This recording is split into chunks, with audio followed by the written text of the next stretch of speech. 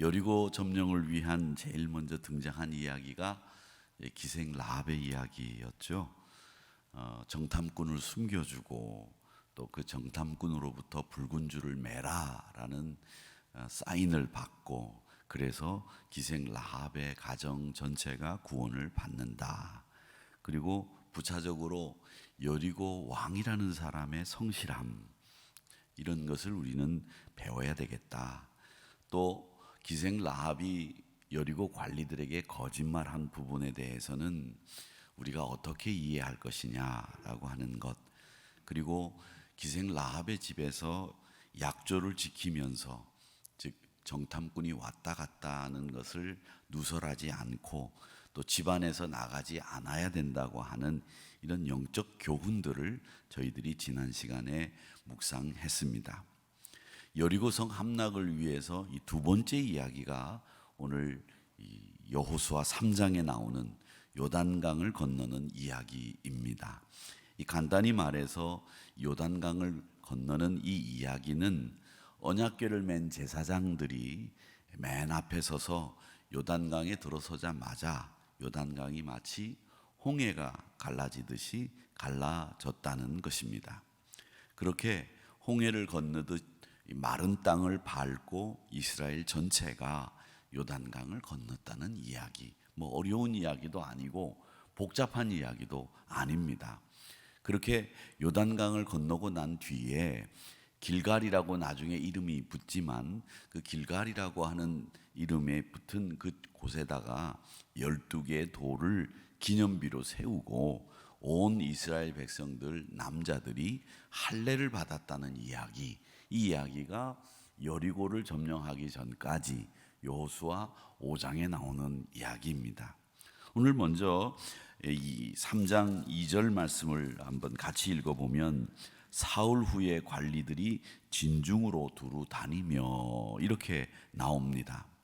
사울 동안 이스라엘 백성들이 요단 강가에 와서는 아무 일도 하지 않은 채 그냥 요단 강가에 머물러 있었습니다. 그냥 가만히 있었다는 거죠. 쉬었다는 거죠. 사흘 동안 강만 바라보고 있었습니다. 여러분, 사흘 동안 강만 바라보고 있어 보시기 바랍니다. 1시간 정도 바다만 이렇게 바라봐도 사람이 약간 이상해집니다. 사람들이 그렇다죠. 심리적으로 물을 바라보면 사람이 좀 약간 나쁜 생각을 많이 갖게 되고, 산을 바라보게 되면 용기 같은 게 생기고 도전하고 싶은 마음들이 생긴다고 그러죠. 그래서 물을 바라보는 것보다는 산을 바라보는 게 훨씬 더 우리 심리적으로 안정감을 줄 수 있는 것이다, 이렇게 얘기를 합니다.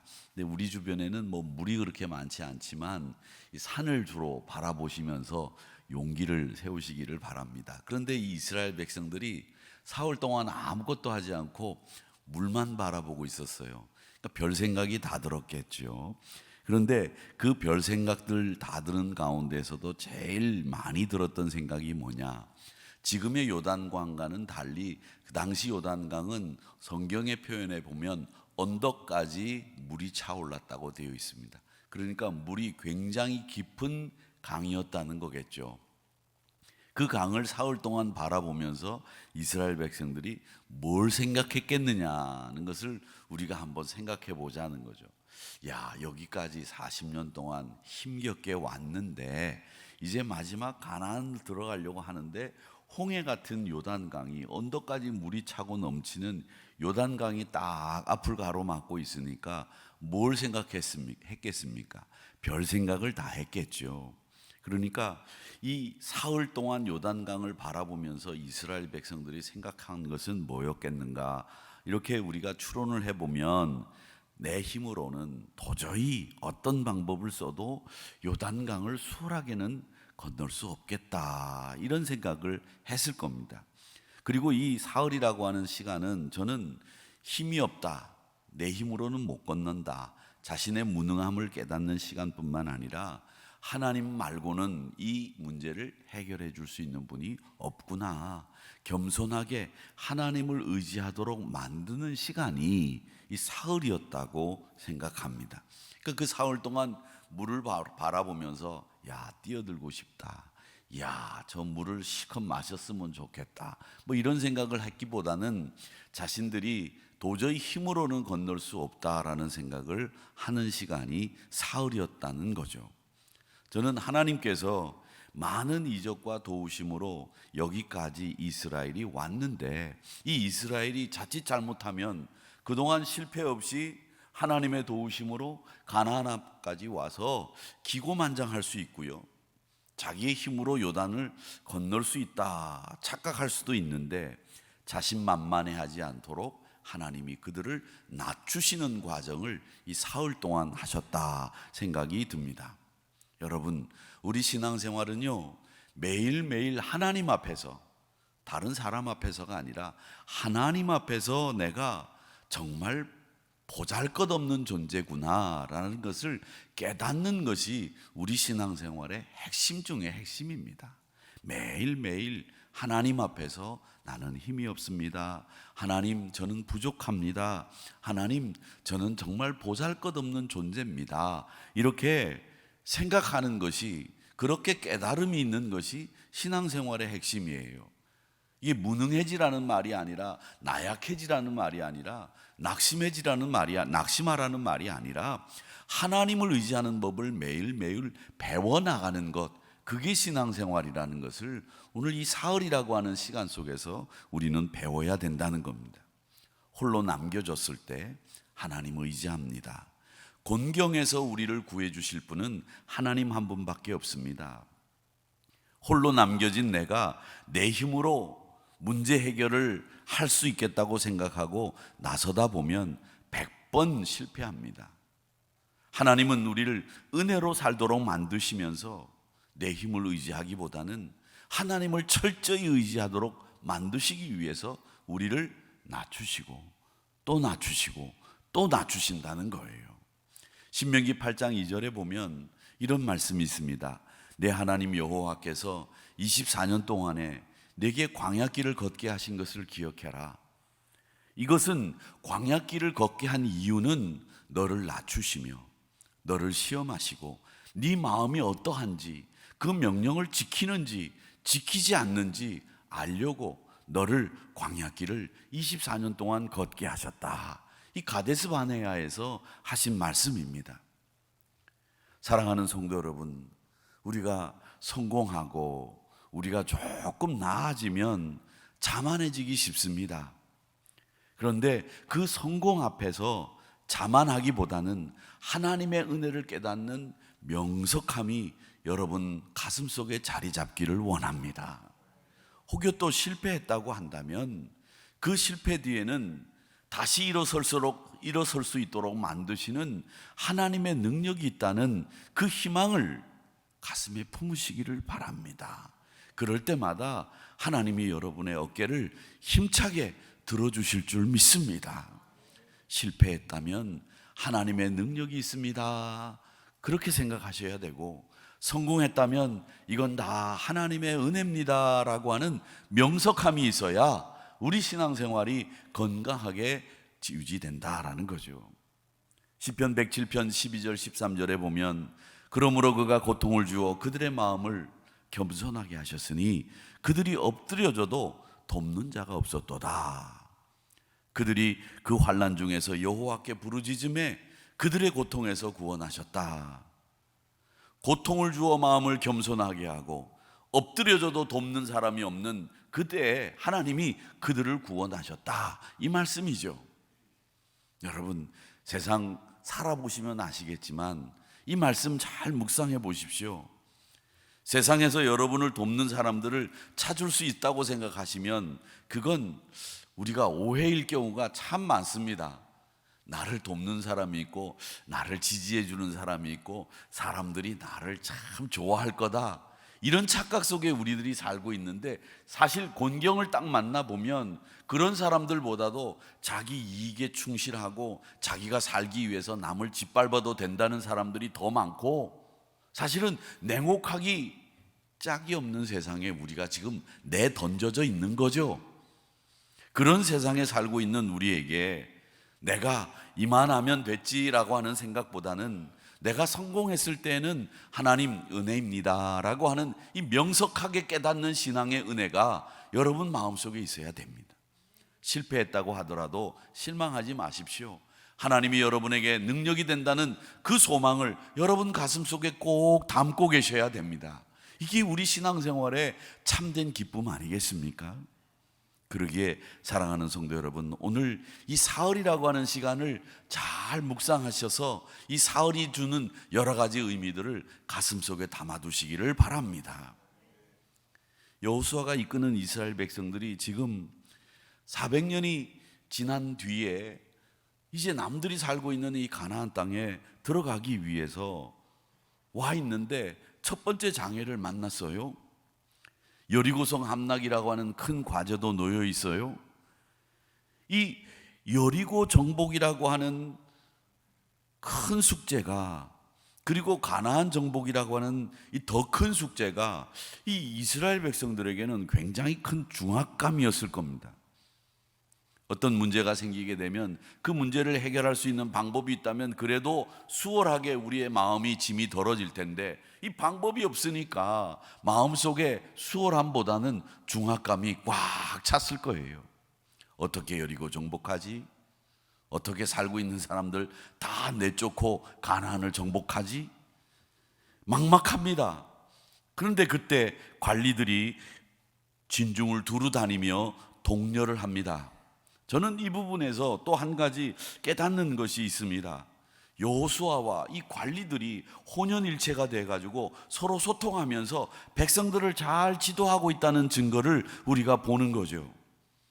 여러분, 일을 효율적으로 수행하기 위해서 만든 이 조직을 운영하다가 보면 이 중간 관리가 최고 관리자가 있는데, 이 최고 관리자의 이야기를 이 중간 관리자가 백성들에게 혹은 하부 조직에 전달하는 일이 잘 안 돼서 최고 관리자의 뜻과는 상관없는 방향으로 굴러가는 경우들이, 이 조직들이 참 많이 있거든요.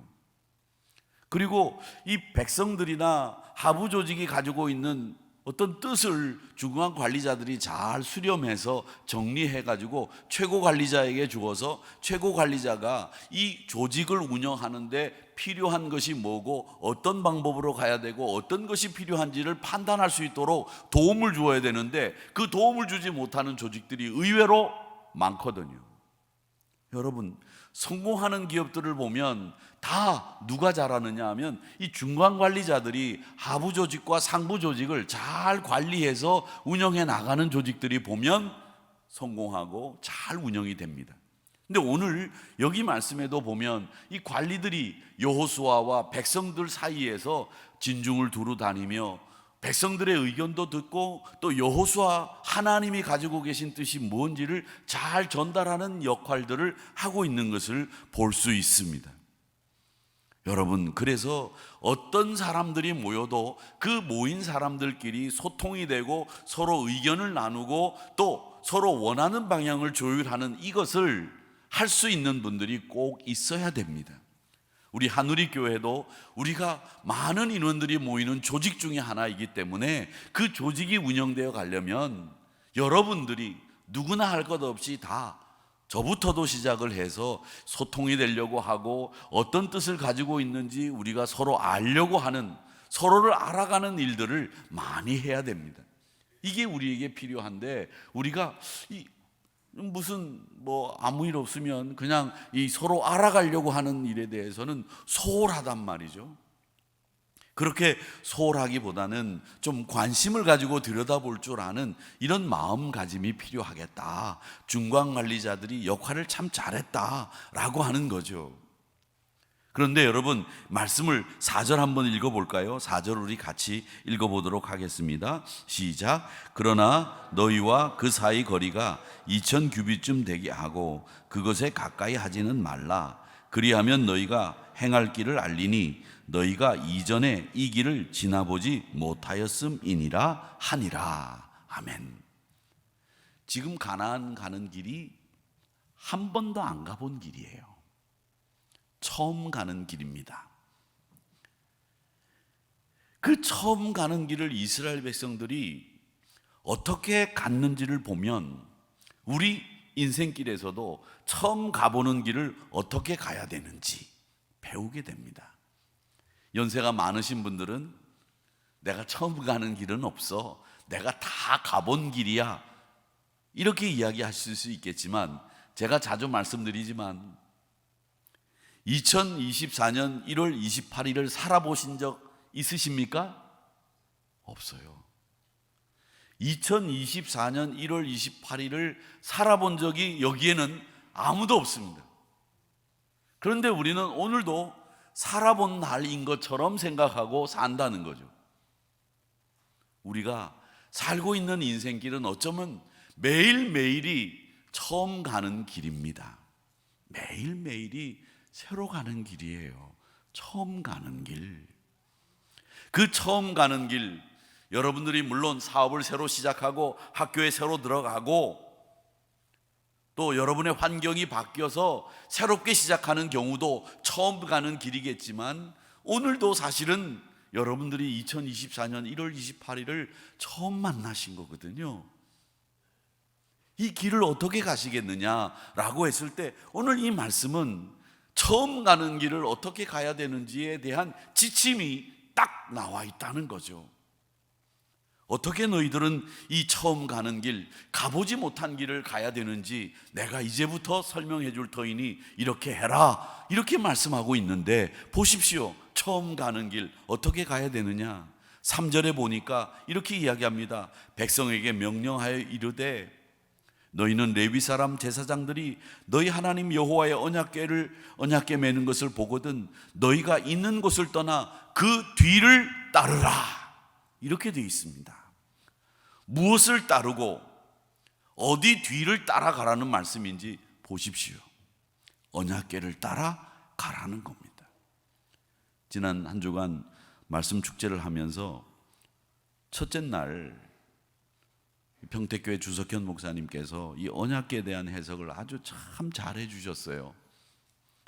언약궤 안에는 아론의 쌍난 지팡이와 만나와 모세의 십계명이 들어있는데, 이 언약궤라고 하는 것은 우리에게 승리를 보장해 주는 부적이 아니라 그 세 가지 언약궤 안에 들어있는 것들이 다 뭐라고 했습니까?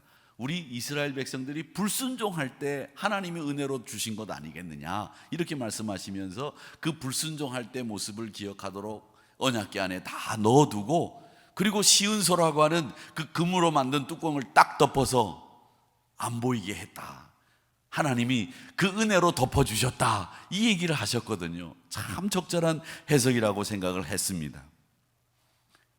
하나님 앞에 불순종하고 하나님께 원망하고 이스라엘 백성들이 그렇게 투덜거릴 때 하나님은 선물을 주셨고, 그 선물을 그 안에 넣게 하신 다음에 시은소라고 하는 것으로, 속죄소라고 하는 것으로 하나님이 그걸 딱 덮으셔가지고 금뚜껑을 덮어서 이스라엘 백성들의 허물을 다 가리워 주셨다는 거죠. 은혜로 덮어주신 거죠. 은혜로 해결해 주신 거죠. 그 뒤를 따르라는 겁니다. 그렇습니다, 여러분. 우리가 세상에 살면서 반복되는 삶을 사는 것처럼 보이지만 실상은 처음 가는 길, 정말 자주 처음 가는 길을 가고 있지 않습니까? 그 길을 갈 때마다 여러분, 하나님의 은혜의 언약궤를 따르고 있습니까? 아니면 여러분의 경험을 통해서 길을 선택하고 가고 계시는지, 사람의 조언을 듣고 선택해서 길을 가고 있는지, 아니면 낙심해서 주저앉아 있는지 한번 생각해 보세요. 이런 말이 있습니다. 우리 인간의 영혼은요,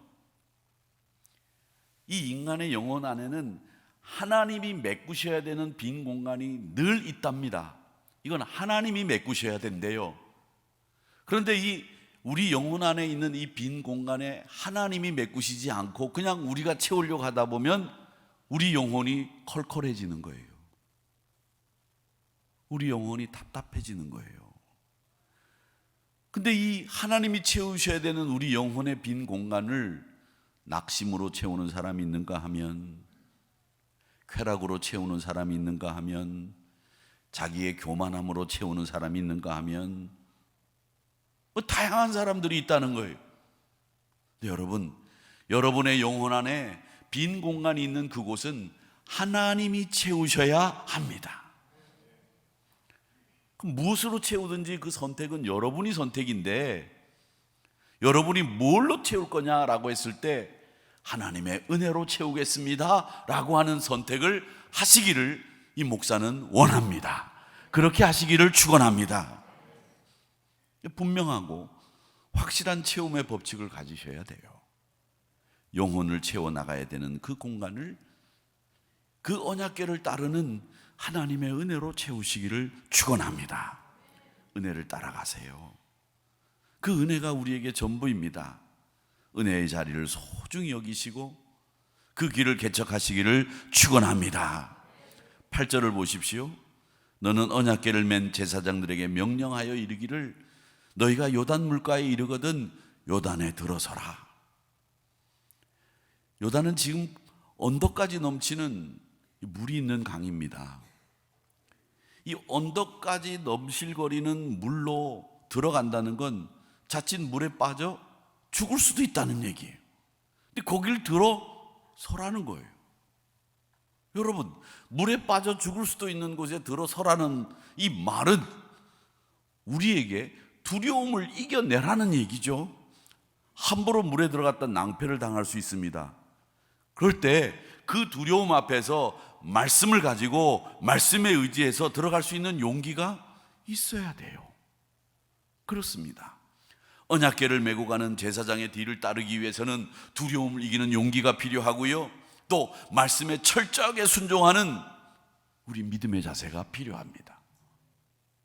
여러분, 순종이라고 하는 것의 가장 중요한 요소가 뭔지 아십니까? 순종의 가장 중요한 요소는요, 자발적이라는 거예요. 누가 끌어다가 물에다 넣을 수 있어요. 하나님이 야, 너 안 들어올래? 끌어다가 갖다 넣을 수 있어요. 그러면 들어와 보니까 이거 물에 안 빠지고 건너갈 수 있네. 그렇게 일을 하나님은 쉽게 처리할 수 있어요. 그런데 하나님은 제사장의 뒤를 따라 물에 들어가라. 너희들이 얼마나 순종하는지 내가 보겠다 하는 거죠. 그 순종의 가장 중요한 요소는 자발적이어야 된다는 거죠. 요단강에 발을 담그라고 하는 말씀을 보십시오. 담그라고 하면 담궈야 됩니다. 순종하라는 얘기죠. 도움을 바라면서 자신의 생각이 너무 많은 분들이 있습니다. 신앙생활을 하면서 자기 생각이 너무 많은 분들, 그렇게 신앙생활에 도움이 되질 않아요. 제가 그래서 순종이라고 하는 것은 그대로 단순 무식하게 따라가는 거다. 좀 무식해 보여도 그대로 하는 거다. 그냥 무식하게 따라가는 거예요. 그게 순종이에요. 거기에 뭐가 들어가야 되느냐? 자발. 내 뜻으로 가는 거죠. 하나님 뜻이 있으면 그 뜻에 맞추는 내 자발이 있어야 된다는 거예요. 그렇게 들어서라면 들어서야 됩니다. 그게 오늘 여기에서 말씀하시는 뒤를 따라가라고 하는 이 말씀이에요. 사랑하는 성도 여러분, 이제 새 학기가 곧 시작되면 우리 자녀들이 새 학교에 들어가고 또 2024년이 되어서 새로운 환경에 적응해야 될 여러 가지 일들이 여러분에게 생길 텐데 다 처음 가는 길입니다. 그때 여러분, 하나님의 은혜의 언약궤를 뒤따르는 이 신앙의 자세를 여러분 꼭 유지하시기를 바랍니다. 그 은혜의 뒤를 따르셔야 됩니다. 그 다음에 오늘 말씀에 보면 5절에 이렇게 얘기합니다. 여호수아가 또 백성에게 이르되 너희는 자신을 성결하게 해라. 처음 가는 길, 처음 보는 환경에 하나님이 항상 우리에게 요구하는 것은 뭐냐면 성결함입니다. 하나님이 우리에게 기이한 일을 하실 때가 언젠가 보세요. 성결하게 하라 다음에 뭐라고 말씀하시는 거 하냐면 여호와께서 내일 너희 가운데 기이한 일들을 행하시리라. 하나님이 우리에게 기이한 일을 행하실 때는 언제냐 하면 우리가 성결하게 할 때 하나님은 우리에게 생각지도 못했던 기이한 일들을 하신다 이겁니다. 여러분, 처음 가는 길이라고 생각할 때 내 힘으로 도저히 상상이 되지 않고 생각이 안 떠오르는 이런 상황에서 성결함으로 무장하십시오. 하나님이 분명히 여러분들에게 기이한 일을 행하실 줄 믿습니다. 이게 약속이에요. 주의 신비로운 일을 경험하게 됩니다. 성결이라고 하는 말은 히브리어로 카데시라고 합니다. 그러니까 의복을 깨끗이 세탁하는 뜻도 있지만 마음의 죄를 씻으라는 의미입니다. 패역한 세대에 물들지 마시고요, 구별된 삶을 사시기를 축복합니다. 이 구별이라고 하는 말이 성결이라는 뜻이거든요. 이 구별이라고 하는 말은요, 어떤 뜻이냐면 구분한다는 뜻이 아니에요. 이 구분은 단순히 색깔이나 양이나 혹은 종류에 따라서 나누는 게 구분이에요. 구별이라고 하는 말은 어떤 뜻이냐면 그 나눈 것에 의미를 더하고 기준을 두고 또 거기에 마음의 뜻을 담아두는 게 구별이에요. 그러니까 구분하는 거하고 구별됐다고 하는 말은 완전히 다른다는 거죠. 판단하는 기준도 그 안에 들어있고 의미도 있고 거기에는 기준도 들어있어요. 그게 구별이에요. 그래서 우리가 구별된 사람이라고 성경은 우리를 뭐라고 얘기합니까? 왕같은 제사장, 택하신 백성, 거룩한 나라, 이렇게 우리를 구별해서 부르고 있지 않습니까? 사랑하는 성도 여러분, 이 구별된 삶이 성결이라고 하는 말이 가지고 있는 뜻이에요. 그래서 이 존 웨슬리는 성결이라고 하는 말의 최종 완성은 어디냐면 사랑이다, 이렇게 이야기했습니다. 하나님이 우리를 부르신 까닭도 우리를 성결하게 만들기 위해서, 우리를 깨끗이 만들기 위해서 우리를 부르셨다고 히브리서 12장 14절에 얘기합니다. 한번 읽어보겠습니다. 시작. 모든 사람과 더불어 화평함과 거룩함을 따르라. 이것이 없이는 아무도 주를 보지 못하리라. 주를 보는 사람은 화평함과 거룩함, 성결함을 따라야 된다는 거죠. 이 중요한 것은 요단을 건너기 직전에 이스라엘 백성들에게 성결해라, 이렇게 말씀하셨습니다. 내가 기이한 일을 해주겠다. 처음 가는 길, 술수나 편법, 요령으로 그 길을 잘 갈 수 있다고 생각하지 마세요. 그건 인간의 교묘한 방법입니다. 말은 이렇게 해놓고 행동은 이렇게 하고, 머리 쓰고 요령 부리고, 인간들이 쓰는 방법이잖아요. 하나님의 방법은 그게 아니에요. 성결함으로 그 길을 가라. 기이한 일을 해주겠다. 은혜의 언약궤를 따라라. 그 은혜의 그늘 아래 있어라. 이게 처음 가는 우리들에게 주시는 하나님의 지침, 기억하십시오. 그리고 마지막으로 하나님이 말씀하시는데 4절 말씀을 우리 같이 또 읽어보겠습니다. 시작. 그러나 너희와 그 사이 거리가 2000규빗쯤 되게 하고 그것에 가까이 하지는 말라. 그리하면 너희가 행할 길을 알리니 너희가 이전에 이 길을 지나보지 못하였음이니라 하니라. 아멘. 언약궤를 따르는데 2000규빗쯤 떨어져서 따라라, 이렇게 얘기하세요.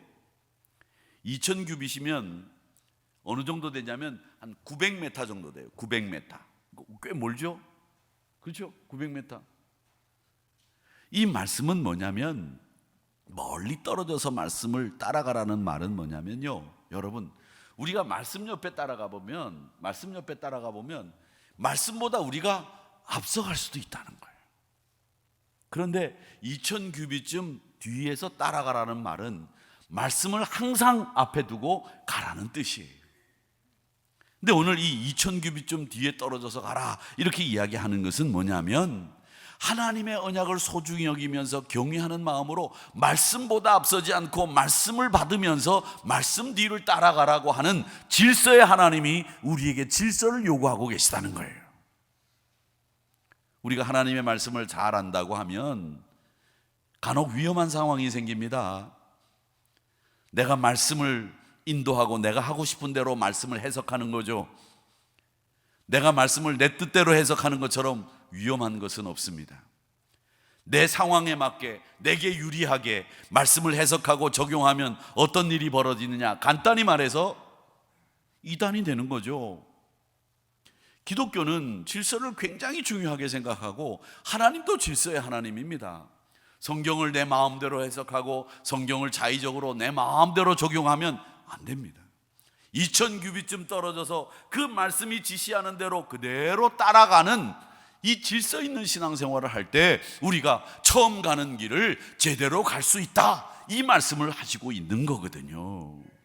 사랑하는 성도 여러분, 말씀에 순종하는 연습을 이 2000규빗쯤 떨어져서 가라 하는 말씀 속에서 우리에게 하고 있는 겁니다.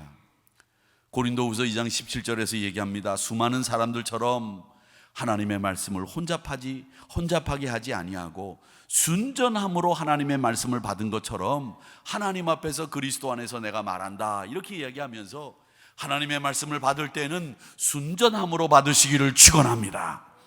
하나님의 말씀을 혼잡하게 만들어서는 안 됩니다. 질서의 하나님이라는 거죠. 그래서 오늘 우리 사랑하는 성도 여러분, 매일매일 오늘 가보지 못한 길을 가는 이스라엘 사람들처럼 처음 가는 길을 가시게 될 텐데 그 길을 혼자 가지 마시고요, 하나님 의지할 때가 바로 그때고요, 하나님 의지할 때 하나님이 여러분과 함께 가신다는 것을 잊지 마시기를 축원합니다. 하나님의 은혜를 뒤따르며 용기 있는 걸음으로 나가시면 됩니다. 그때마다 여러분에게 기이한 일을 행하시는 하나님을 경험하게 될 줄 믿습니다. 그 언약궤, 은혜의 언약궤를 따르되 성결한 마음으로 질서의 하나님 말씀 잘 순종해서 그 뒤를 따를 때에 좌로나 우로나 치우치지 않고 처음 가는 길이지만 승리하며 갈 수 있을 줄 저는 믿습니다. 이 세 가지 원칙을 꼭 기억하시면서 하나님 바라보며 가는 승리의 길이 여러분의 길이 되시기를 주님의 이름으로 축복합니다.